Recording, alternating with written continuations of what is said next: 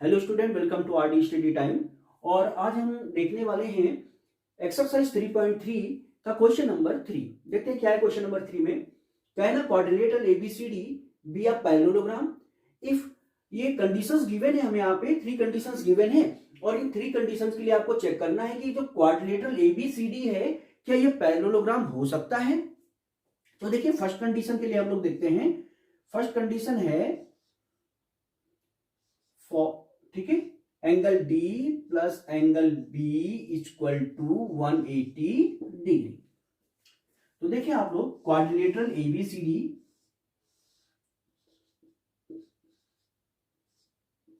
ये है, इसमें हमें गिवन है एंगल डी और एंगल बी का जो सम है वो 180 डिग्री है। तो इस कंडीशन के लिए क्या ये क्वाड्रिलेटरल एक पैरेललोग्राम हो सकता है। तो देखिएगा आप लोग यहाँ पे कि angle D plus B equal to 180 degree, D और बी का सम जो है 180 डिग्री है। तो हो सकता है अगर ये एंगल 90 डिग्री हो, ये 90 डिग्री हो, बी और डी ये जो एंगल है अपोजिट एंगल 90 डिग्री के हो, तो इनका सम क्या होगा 180 डिग्री हो सकता है। ठीक है, तो हाँ अपोजिट एंगल तो इक्वल है।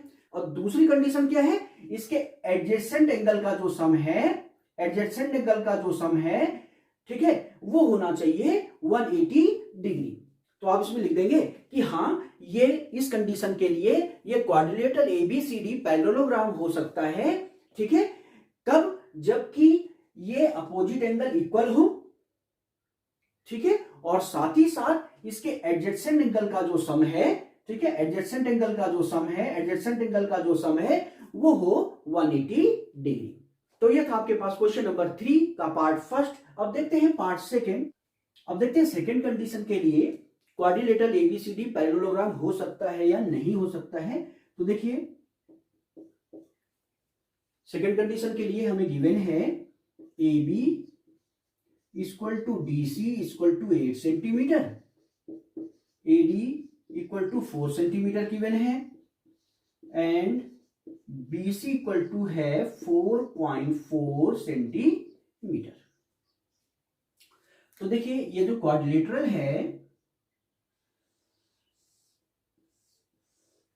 A B C D, इसमें हमें AB equal to DC, AB equal to DC, ठीक है, साइड AB और साइड DC गिवन है 8 सेंटीमीटर, यानी कि AB और DC क्या है, इक्वल है। AD equal to 4 centimetre given है और BC इक्वल टू गिवन है 4.4 सेंटीमीटर। ठीक है, तो क्या ये क्वाड्रिलेटरल पैरेललोग्राम हो सकता है क्या? बिल्कुल भी नहीं हो सकता, क्योंकि ये जो अपोजिट साइड है AD और BC ये क्या है, इक्वल नहीं है। और हम जानते हैं पैरेललोग्राम की प्रॉपर्टी क्या होती है कि इसकी अपोजिट साइड जो होती है इक्वल होती है। ठीक है, और यहां आप देखेंगे कि AD नॉट इक्वल है, ठीक है, AD not equal to BC, side AD और BC की लेंथ इक्वल नहीं है, इसलिए ये एक पैरेललोग्राम नहीं हो सकता है। देखिए third condition.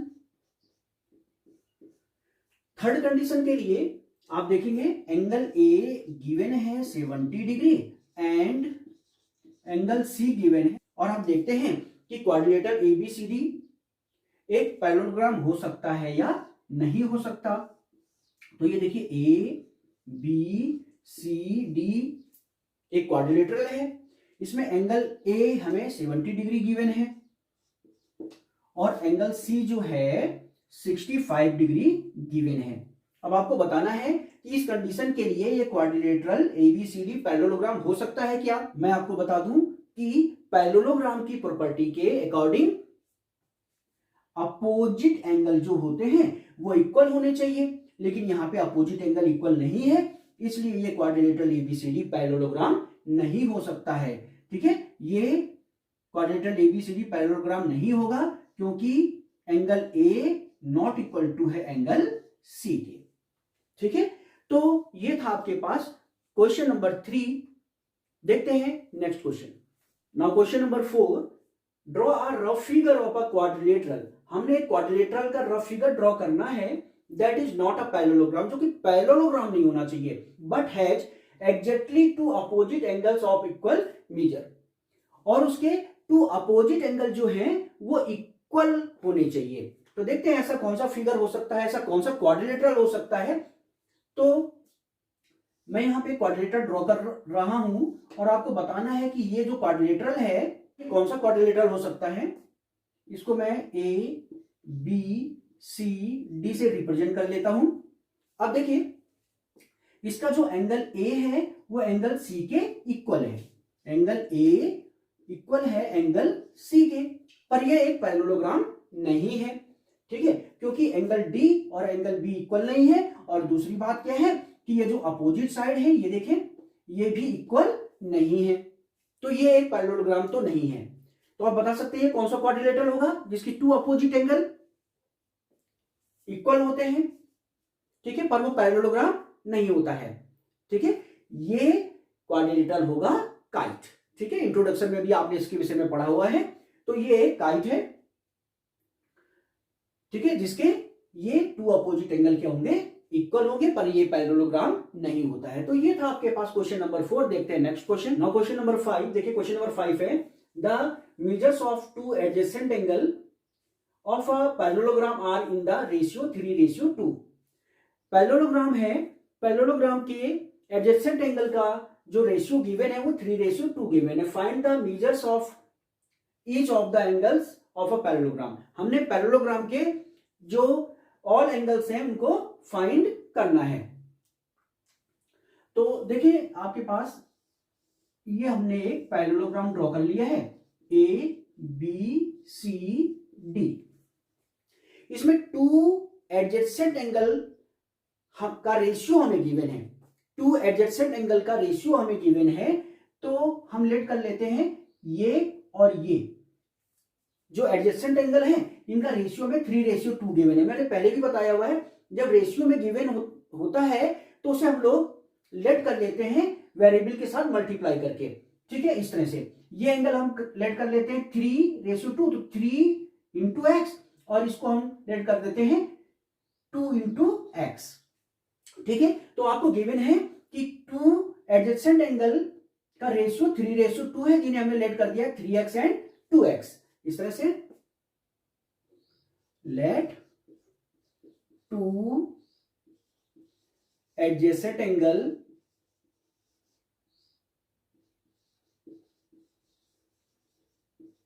Of a parallelogram are 3x and 2x, ठीक है, 3x एंड 2x, ठीक है, जिसमें हमने एंगल ए को 3x सेलेक्ट किया है और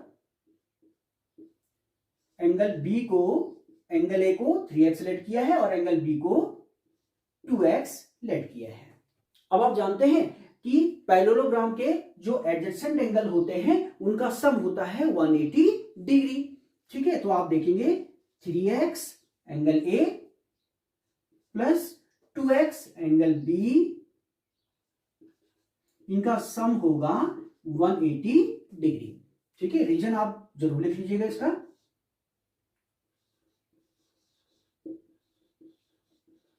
adjacent angle of a parallelogram, parallelogram के एडजेसेंट एंगल का सम 180 डिग्री होता है। इसे हम लोग सॉल्व करते हैं और x की वैल्यू फाइंड कर लेते हैं। 3x plus 2x 5x, 5x equal to 180 degree, so x equal to 180 degree, और ये x, और ये देखिएगा 5x के साथ मल्टीप्लाई में इसे डिवाइड में ले जाएंगे आप लोग इस तरह से, तो यहां से आपको x की वैल्यू फाइंड हो जाएगी। तो देखते हैं x की वैल्यू में क्या फाइंड होती है। यहाँ पे x इक्वल टू 5 3 जा 15, ठीक है, और ये 30 हो जाएगा 36।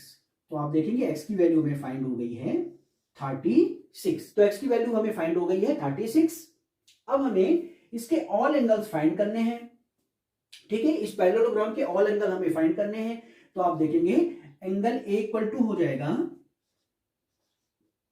और साथ ही साथ बता दूं एंगल ए और एंगल सी क्या होंगे, इक्वल होंगे, ठीक है, क्यों? क्योंकि ये है पैरेललोग्राम के अपोजिट एंगल, और अपोजिट एंगल क्या होते हैं? इक्वल होते हैं। तो आप देखेंगे angle A equal to angle C, तो एंगल ए कितना है? 3x, ठीक है। 3 इंटू एक्स की वैल्यू है 36,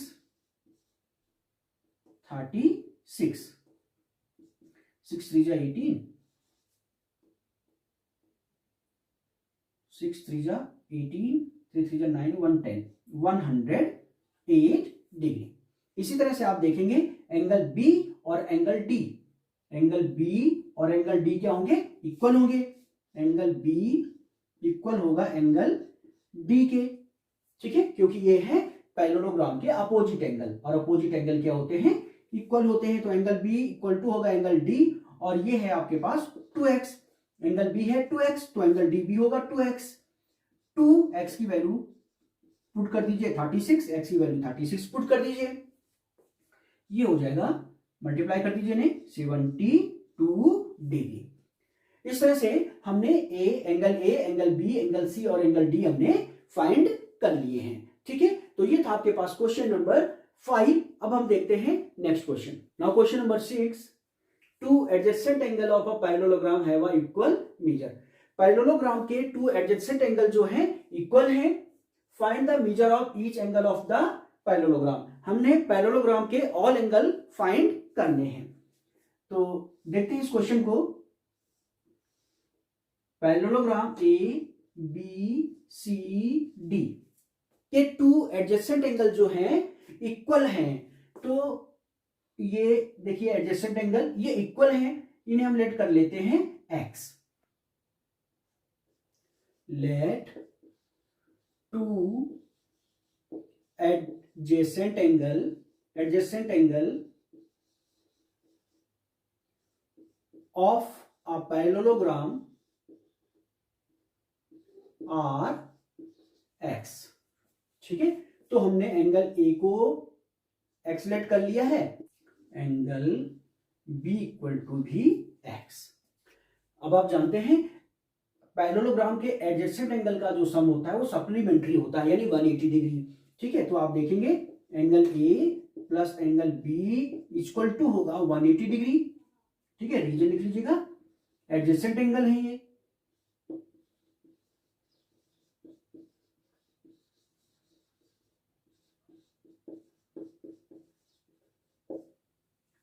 एंगल ए एक्स है प्लस एंगल बी भी एक्स है, equal to 180 degree. X plus x 2x, 2x equal to 180 degree, so x equal to 180 degree by 2, ठीक है। तो ये आपको फाइंड हो जाएगा, x की वैल्यू 90 डिग्री, ठीक है। तो आप देखेंगे x की वैल्यू में फाइंड हो गई है 90 डिग्री। अब आप देखेंगे एंगल a और एंगल c, ठीक है। एंगल ए जो है एंगल सी के इक्वल होगा, क्योंकि ये पैरेललोग्राम के अपोजिट एंगल है, और एंगल ए इक्वल टू क्या था? एक्स, और एक्स हमें फाइंड हुआ है 90 डिग्री। इसी तरह से एंगल बी और angle D, angle B equal होगा एंगल डी के, और एंगल बी हमें फाइंड था एक्स, और एक्स इक्वल टू अब फाइंड हुआ है हमें 90 डिग्री, ठीक है। तो आप देखेंगे एंगल ए बी सी और डी हम फाइंड कर चुके हैं। ये था हमारे पास क्वेश्चन नंबर 6। देखते हैं नेक्स्ट क्वेश्चन।